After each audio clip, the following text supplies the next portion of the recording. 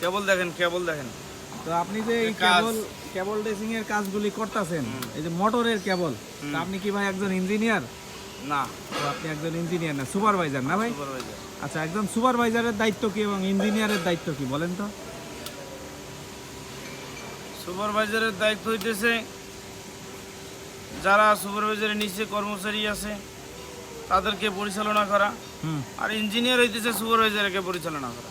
আচ্ছা, তো আপনি যে আজকে কেবল টানতাছেন, কোন মোটরের কেবল টানতাছেন বা কত মিটার টানতাছেন, এ বিষয়ে কোনো আপনার পূর্ব অভিজ্ঞতা আছে? পূর্ব অভিজ্ঞতা দেয় নাই, এই জন্য নাই। আচ্ছা, তো আজকের যে কেবলটা টানতাছেন এটা টোটাল কত মিটার যাচ্ছে, আপনার এই বিষয়ে ধারণা আছে?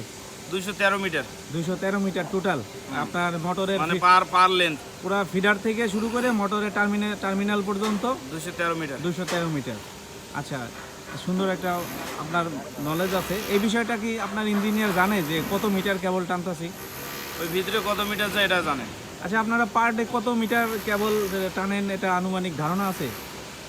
মোটামুটি ভাবে 6-7 হাজার মিটার কেবল টানা হয়। আচ্ছা, আপনাদের প্রত্যেক দিন ডেইলি কোনো নোটশিট আছে যে আমরা টোটাল এতগুলো মোটরের কেবল টানলাম, টোটাল এত মিটার টেনেছি, এরকম কোনো হিসাব কাউন্ট করেন?